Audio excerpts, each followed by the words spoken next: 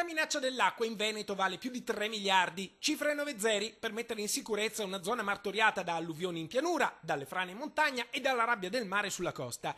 Il rischio idrogeologico a nord-est è altissimo, per questo la regione chiede al governo 2 miliardi di euro, 2 miliardi che potrebbero essere subito impiegati se non fossero fermi e inutilizzati al Ministero dell'Economia.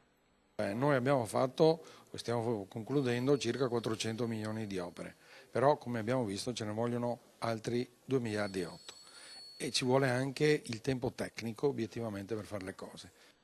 Il Veneto chiede con forza quei 2 miliardi che il governo in più occasioni ha ripetuto di essere pronto a investire sulla sicurezza idrogeologica. La regione ha inviato un dossier al premier, ai parlamentari ma anche ai segretari di partito per dimostrare che il nord-est è un laboratorio virtuoso e che ha lavorato con visione aziendale per progettare opere già cantierabili, ma serve denaro fresco. Il fabbisogno complessivo è di 3 miliardi 206 milioni e 971 mila euro.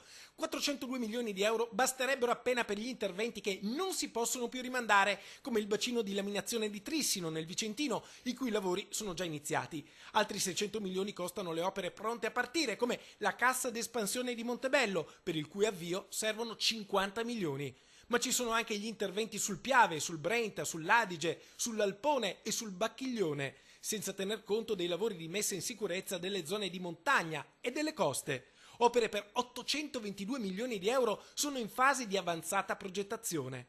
Insomma, se Roma assegnasse i 2 miliardi di euro oggi fermi, il nord-est saprebbe come utilizzarli. Quindi la sfida è lanciata, il Veneto è pronto a dimostrare di saper sfruttare le opportunità. Il governo dovrà dimostrare di essere capace di dare le opportunità a chi le merita, prima che il paese sprofondi in un altro incubo idrogeologico. Sì, perché ogni volta che piove l'Italia trema. A nord-est la stima dei danni per il maltempo nel 2013 è di 13 milioni di euro, ma fondi per i rimborsi non ce n'è.